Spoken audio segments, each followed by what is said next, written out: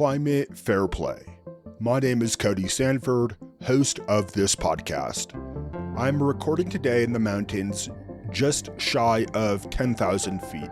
So if I sound a little breathless, it's either the altitude or my sheer excitement to talk about why we need to create community access points to climate-forward, sustainable solutions on a community level. If you've talked with me recently, you've heard how excited I am to create a pop-up sustainable market in Denver, Colorado. I'm explaining this concept in more detail in this episode. I'll start by showing how we're losing a shared connection at a community level and why rebuilding it for a sustainable future is important. After the sustainable stat break, I want to pick up where I left off a few episodes ago by describing my idea for a pop-up market centered on connecting sustainable solutions at a community level. My goal with this segment is to show why nonprofits, sustainable businesses, local governments, and educational services would want to participate or sponsor these types of pop-up market events, and why people would want to attend or volunteer. I'll have more information on the Climate Fairplay website and my social media pages. I want to make sure that this information is as accessible as possible in case someone else focused on rebuilding community spaces intends to create something similar. It's just me here doing this, and I feel blessed in my own way to be able to make this possible. However, it will become easier to achieve when it's a community effort, which goes back to what I said in the first episode. Climate change feels like this enormous, hard to achieve challenge, but when we utilize the power on an individual and a community level, the climate crisis transforms into a series of small battles rather than one overwhelming struggle. Please remember to hit the subscribe button. It's the easiest and most effective way you can support the efforts of the Climate Fairplay podcast by just tapping your finger. Now, our community spaces are being lost, which should matter to you. In our towns, including mine, there are fewer affordable cafes and coffee shops, and overall gathering spots are disappearing and becoming markedly more expensive. The pandemic definitely hit these spaces hard. The full impact will probably never be fully understood. One indicator, Yelp's local economic impact report, found that 60% of the business closures after the pandemic had become permanent. I want to emphasize that this isn't just the loss of spaces to hang out. The lack of public spaces has consequences for community relationships and loneliness. Research shows that as these gathering spaces disappear, social isolation grows, neighborhood ties weaken, and so does a sense of public accountability. These so-called third places, spaces that aren't our jobs or our homes, are vital because they are where we run into acquaintances, talk with strangers, and reconnect with friends. We are losing these social spaces, and in general, everything is just becoming more expensive just to go out. And as a result, we are spending less time with friends and family. Between 2014 and 2019, Americans' average time with friends fell by 37%, dropping from about 6.5 hours per week to just 4. As we spend less time with our friends, a recent American Psychiatric Association study found that 30% of US adults say they are lonely once a week, and 10% say they are lonely daily. Loneliness appears to be an especially critical issue for younger Americans. 30% of Americans between 18 and 34 said they were lonely every day or multiple days a week. Overall, this is having a direct effect on people's health. Loneliness has even been declared an epidemic by the US Surgeon General. Social isolation has been linked to an increased risk of heart disease and stroke. Additionally, chronic loneliness has been found to have health risks comparable to smoking 15 cigarettes a day. And this is why restoring and protecting third spaces is crucial to promote healthier and more connected communities. The loss of our third spaces and the decrease in our social interactions are not due to a single cause, but a complex web of interconnected factors. The high cost of going out is one significant factor. Going out is increasingly more expensive, so people are staying home and spending more time alone.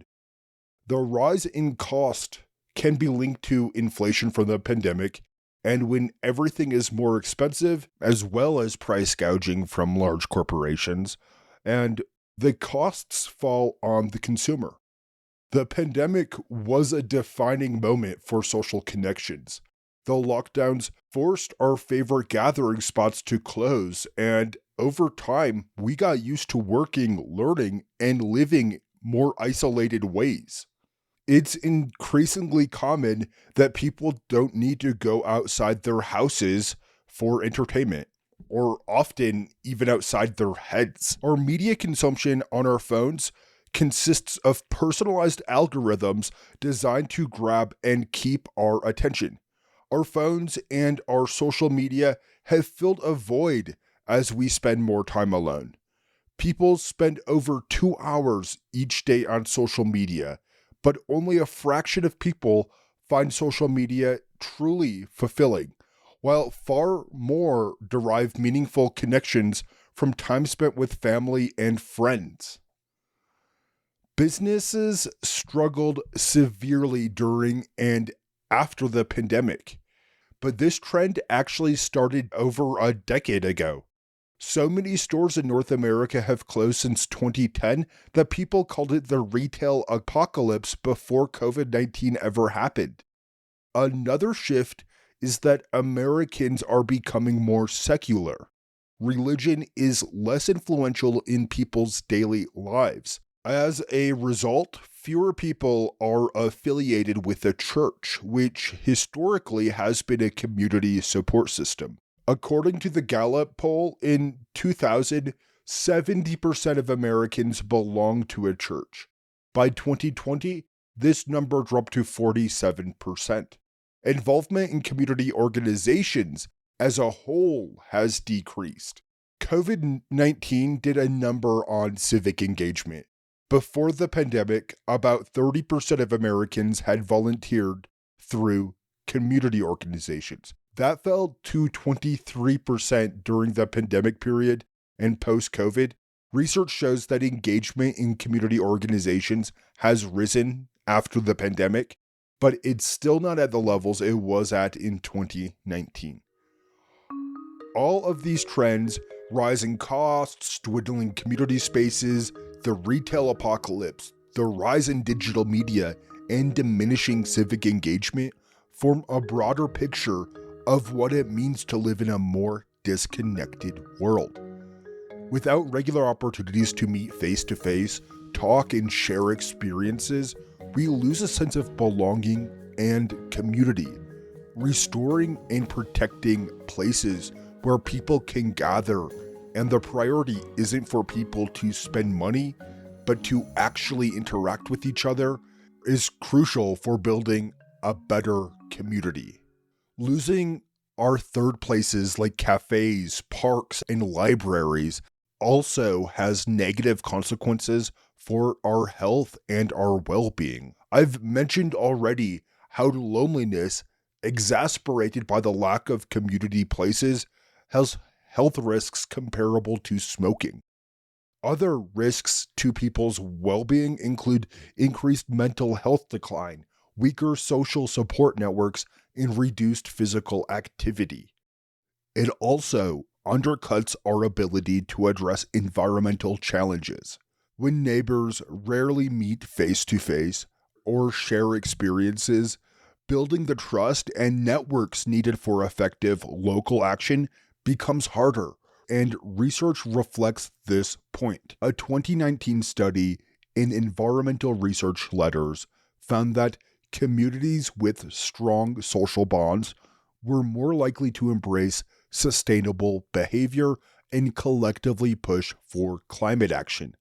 Without natural gathering spots, it's more challenging to form connections and a sense of shared purpose that help turn a good idea into a real solution. For example, experts emphasize that sustainable efforts, everything from renewable energy projects to planting trees, are some of the most effective strategies for reducing emissions, but only if people can collaborate at a community scale.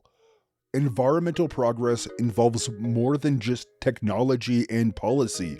It relies on connecting with the social community fabric.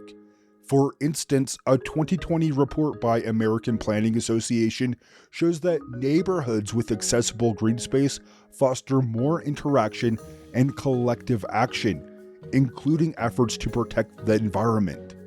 People who feel genuinely connected with each other are more likely to engage in dialogue and spark creative problem solving. Whether it's organizing a neighborhood solar installation or advocating for greener infrastructure, stronger social ties help ensure that building an environmentally sustainable future is more than a concept on paper. The loss of our places to organize and meet weakens our collective ability to tackle the big problems like climate change. Effective, sustainable solutions need to be concentrated on what works for a community. Without places to naturally meet, discuss solutions, and mobilize support, even the most promising green initiatives struggle to take root. We're losing the places that actually bring us together at the same time when environmental progress needs that connection now more than ever. Now that we've gone through why community spaces matter, I want to move on to how people can actively create these social connections that contribute to environmental progress. In particular, I'd like to highlight a sustainable focused pop-up market that this podcast is creating in Denver, Colorado. This initiative aims to bring local sustainable businesses, environmental nonprofits, and the like together under one roof, accessible to the community. The goal is to foster a sense of place and build environmental solutions that actually work for people. But before we get into this, I want to discuss the importance of green spaces in urban areas in this episode's Sharable Facts and Stats segment. So when I do these solo episodes, I bring in a Sharable Facts and Stats segment, a brief, memorable episode highlight that listeners can share with their friends and family. I want this to spark a conversation beyond usual small talk. My goal is to offer concise but relatable insights into the episode topics. In this episode, I will discuss why public parks and green spaces are critical for building a sustainable community. For starters, studies show they make our lives genuinely healthier. Spending time in public parks and outdoors helps lower stress, and a growing body of research shows that it improves a person's overall well-being in several other ways. Research found spending time in nature results in better sleep, healthier immune systems, improved attention spans, and just improved people's mood. Second, these public parks and green spaces sustain the environment in urban areas. They are noteworthy carbon sinks. One mature tree can remove up to 48 pounds of CO2 per year and nurture a surprising amount of native biodiversity. They provide habitats for pollinators, birds, and small mammals. They cool surroundings by as much as 10 degrees Fahrenheit and capture harmful pollutants that would otherwise be in our air. By moderating the urban heat island effect, capturing CO2 and absorbing stormwater to reduce flooding, these natural areas make our communities more environmentally resilient. Third, green spaces offer something our cell phones or a science lecture can never: direct hands-on experience with nature. Studies show that spending time in these spaces increases environmental awareness by providing access to plants and animals and a glimpse into how they interact with their ecosystems. When we witness firsthand how our local ecosystems change and what the driving forces are, it's like an introduction class into ecology. When we are in nature, every sense is engaged. We hear the birds sing, we can feel the tree bark or smell the fresh air, all of which research shows strengthens our emotional connections and enhances memory. Green spaces serve as outdoor classrooms. It improves our understanding of wildlife conservation and sustainable practices by up to 40%. At the same time, these spaces are essential for fostering community bonds. Neighborhoods using shared green spaces report higher levels of collective action and environmental advocacy. Public parks and green spaces are essential to living and solving environmental challenges.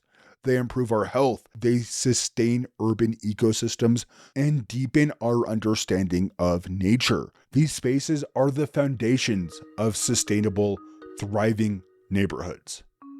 Now, after listening, if you're looking for more information on why access to nature is important, I'll be posting an article on the Climate Fairplay website, along with a shareable graphic designed for social media. I'm a little behind on these, but I will be getting to this very soon. You can find it and join the conversation by following the podcast at Climate Fairplay. Now, I want to paint a picture for you.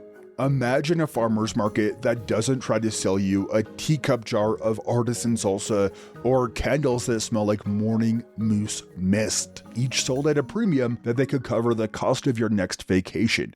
This makes me think back to when I worked at the produce section of a grocery store, how this so-called farmer would show up early in the morning, buy boxes of potatoes and other fresh produce, and head straight to the local farmer's market and resell them as if they came straight from his fields. The guy would even wear overalls, boots, and a cowboy hat as if he was putting on a performance for the suburbanites looking for local produce. This can't help but feel like a bait and switch to me. Since seeing this firsthand, I've questioned where the produce sold to the farmer's market actually is grown. And honestly, I think the experience of a farmer's market is going downhill. It's feeling more and more like a performance, and it's becoming full of overpriced consumer products, and it's feeling less like a genuine community exchange. Now, I crave a place where people who actually care about building a sustainable community come together. I want a place where sharing ideas, learning about effective environmental solutions, and finding ways to get involved with environmental sustainability are the entire points of the meeting. This is exactly why I've secured an indoor multi-use facility in the heart of Denver, Colorado, to create a sustainably driven pop-up market. I'm honestly not sure on what I should call this or what the naming mechanism should be. Suggestions are welcome, but if you say something like Farmy McFarmface, you're banned. The market is an opportunity for businesses and nonprofits building a sustainable future to showcase their products, services, and educational opportunities to connect directly with their communities. At this event, I also want to make space for artists, because environmental art is a powerful way to connect the urgency of climate issues with human emotion. I just want a welcoming space for all community members to have honest conversations about concrete steps towards community sustainability. This type of event creates a win-win for everyone involved. For attendees, it's an opportunity to engage with environmental organizations that align with their values. For vendors, research shows that people are more likely to stay loyal to companies that care about social or environmental issues, with the published research showing 88% of people feel this way. This is an opportunity to foster a relationship with Denver residents who are actively looking for eco-friendly products and solutions. Research shows that millennials and Gen Z are much more likely to back brands and organizations that offer experiences that match their values. This is an opportunity to foster a relationship with Denver residents who are actively looking for eco-friendly products and solutions that are effective for their own lives. A 2017 study found that 87% of consumers would support companies aligning with their values. Additionally, 77% of people say in-person events increase their trust in an organization. This type of grassroots event aligns directly with what Denver's environmental goals are. The city aims to achieve net zero emissions by 2040, reduce waste and energy emissions, and increase access to renewable energy and sustainable transportation. This setup helps environmental community efforts feel closer to those they intend to serve. I think this sort of dynamic is more interesting than just sitting through a lecture, and research shows that people agree with me. I found studies showing farmer markets see an increase in engagement when tied to sustainability or environmental causes, which is an important point. There's more engagement when these events are actually focused on community sustainability. I think that this is because people are drawn to events that allow them to feel directly connected to their communities. Environmental progress often feels abstract, and attending a sustainability-focused pop-up market provides a way to learn, invest, and volunteer in local environmental causes. The goal of this event is not to focus on transactional interactions like most farmer markets, but actually be an incubator for environmental progress on a community level. I want this space to serve as a place where attendees and vendors can connect with like-minded individuals, where people can build trust with businesses and organizations in their communities and discover environmental solutions that connect with their needs and values. So right now, I'm sending out a call for support. If you're a local business looking to connect with an engaged, eco-conscious community, or a nonprofit, brand partner, or sponsor who wants to champion the values of environmental stewardship, your participation from the start could help shape the very heart of this event. This is an opportunity to forge relationships that build trust and long-term loyalty. Also, I want to reiterate that it's just me here doing this, and I could use the help. If you're up for volunteering or pitching in, let's make something happen. The contact form for volunteers, vendors, for sponsors is found in the show notes and at climatefairplay.com. That's going to be it for this episode of the Climate Fairplay.